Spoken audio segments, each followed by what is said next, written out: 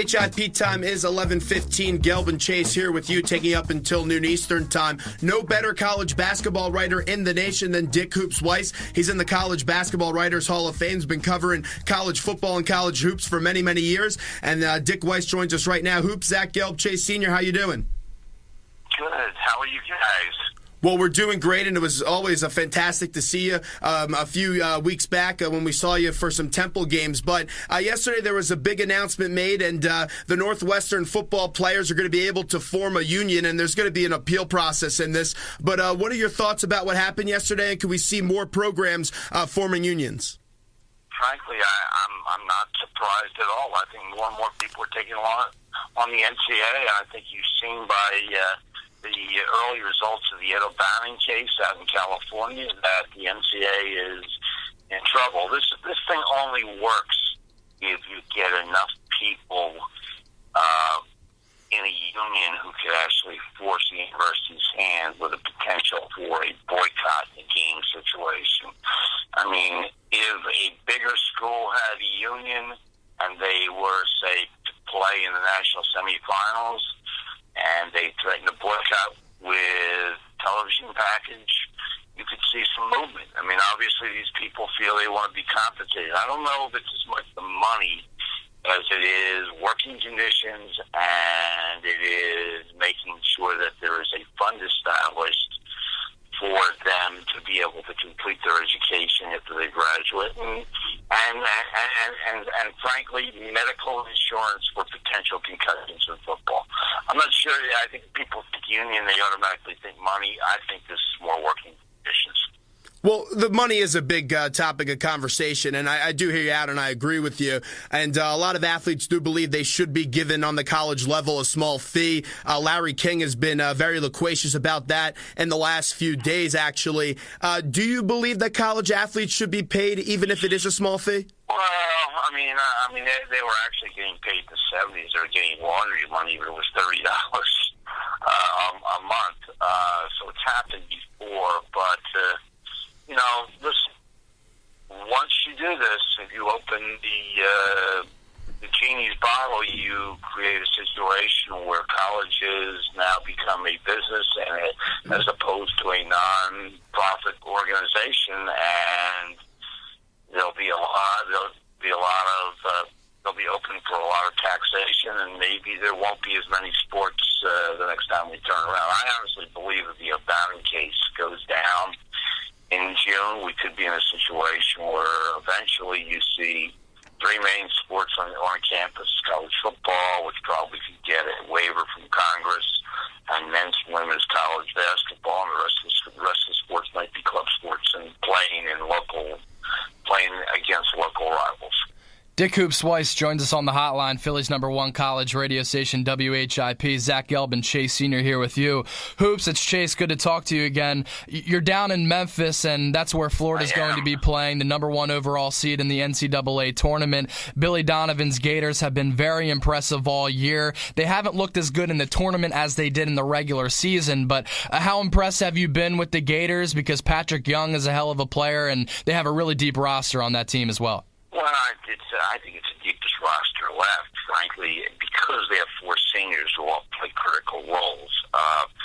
They're very good defensively. They've won 28 straight games. They finished unbeaten in the SEC. It's hard to play at an optimum level when you get to the tournament. It's all about surviving, because people forget the last game quickly. Now, tonight should be an interesting game for them because UCLA can score the basketball and probably has at least 2 or 3 pros they can put in the game when you talk about Anderson, Levine, and maybe even Jordan Adams. This is a team that goes 8 deep, and they will want to score. They brought back Showtime to Westwood, and it'll be their offense against Florida's defense. I think the most interesting matchup in that game will probably be Scotty Wabelkin against Kyle Anderson. Anderson is a 6'9" point forward who can play all 5 positions from St. Anthony's and Jersey. He's a unique guard who came out of Bob Hurley's program when he was in high school. A lot of people questioned his quickness, but no nobody's ever questioned his IQ and his ability to create an instant triple-double. Well, Belkin's going to be giving up 6 inches to him when he plays him tonight, so it'll be interesting to see how Florida defends that position. And it'll be also interesting to see how Florida defends a lot of the things UCLA does offensively. But I like this Florida team enough to say they can advance.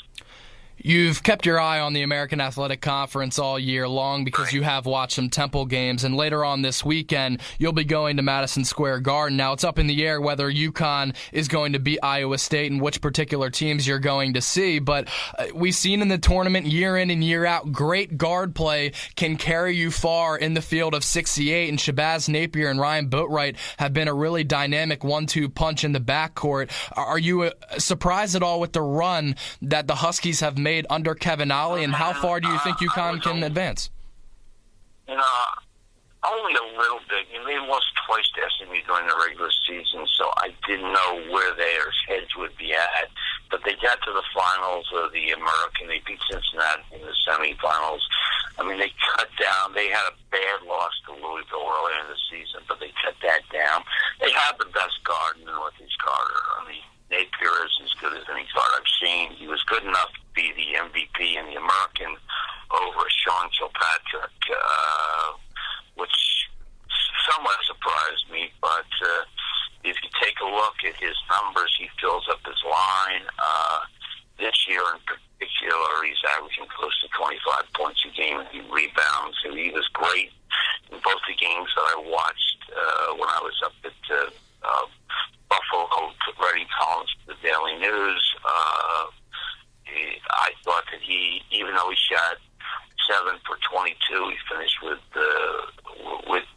20-some points against St. Joe's in the overtime win. Then he just took over the game against Villanova with 3 straight dagger threes in the second half when the game was still in question. So, yeah, I mean, guards can take you a long way.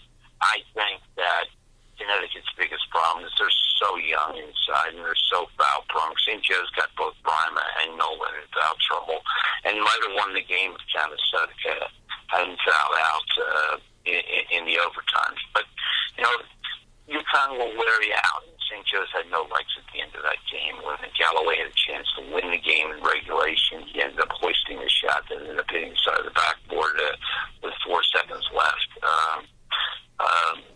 So, I mean, Connecticut, they come at you. They still have enough players left over from their success in the old Big East, guys like Giffey and Daniels and Boatwright and Napier, to be a dangerous team. Now, they catch an Iowa State team that lost one of its 3 best players, Yang, for the season. He was averaging close to 17 points. But Nova Nejam and their point guard, DeAndre Kane, are as good as anybody. And I think that it may be a lot more difficult for UConn against Iowa State than it was against the Philadelphia teams. A few more minutes with Dick Hoops Weiss, who joins us right now, Philly's #1 college radio station, WHIP. And Hoops, the Miller brothers, they've been a great story. The first time 2 brothers have been in the Sweet 16 in the same tournament. Dayton's been on a special run. They beat Syracuse, made them force some bad shots down the stretch. And Arizona's in action tonight up against San Diego State. Do you see both the Miller brothers advancing tonight? I don't. I think that I think Sean will win. I think Archie will lose. I think that when Dayton beat Syracuse, Syracuse was its own worst enemy. They only made 1 field goal outside the paint. They were over 10-3. Coney was a total non-factor in the game, and Fair shot 3 for 14. When you get up and start playing better teams, it becomes more difficult. I know Stanford didn't have a great record at the end of the season, but they have 7 guys who are 6'9" or bigger, and that caused problems for Kansas, and it's probably going to cause problems tonight for Dayton. Let's get to Louisville and Kentucky, the game everyone's talking about. I think it's the best game here in the Sweet 16. Last time these 2 teams played, Kentucky had the upper hand early on in the season, winning 73-66. What does Louisville need to improve on if they want to change the outcome this time around? Well, Louisville's a better team right now. I mean, than they were when they played at Rupp. I was at that game, and they were still looking to find their own. have to get it from the guys who played well in the NCAA Final Four last year. Hancock and Smith are going to have to come up huge against that game. I am actually flying to Indianapolis to see that game tomorrow night, and then coming back to Memphis to see the finals on Saturday before going to New York. So it's going to be a busy week, but that's one of those games where that is, if you cover this tournament, you have to see. Classic bitter bluegrass rivalry that has been about as much of a tinderbox as any game in any tournament. Tom Izzo, we all know he has a really impressive resume when it comes to March Madness, but this is a Michigan State team that has struggled at times this year, but once they got everybody back healthy, they're a really lethal team led by Gary Harris and Adrian Payne. Just wondering where you think those guys project to at the next level, because Harris is a do-it-all guard, and Adrian Payne can bang down low with some bigs, and he can also shoot the three-pointer. I thought Harris actually took a lot.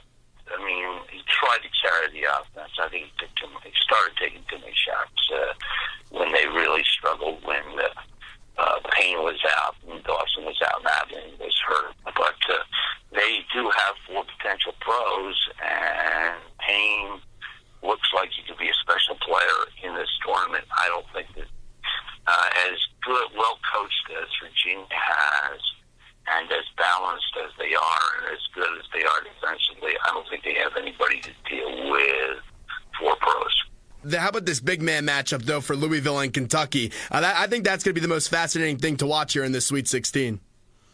Well, I mean, if you're talking about Harrell as a big man, yes. If you're talking about legit, then probably no. Harrell is the most improved player in the American Conference. I saw him play in Prague last summer for the U19 team when I was doing some work for a Blue Star website, and he was agile enough to be the point of the press and physical enough to score whenever he wanted inside. And he is a huge talent. And I think it's going to be a great matchup. I mean, Kentucky's changed their offense. They've gone back to the triple drive, and Randall's finally getting more touches, which is something he didn't get early in the season. And so he's become a lot more effective, and they've become a lot more effective as a team because of it. Well, enjoy the traveling, enjoy all the games. We appreciate a few minutes, and we'll talk to you again real soon. Travel, guys. Yep. All right, Dick Coops Weiss there. Join us on the hotline. We'll take a quick break, and we'll be back right after these short messages.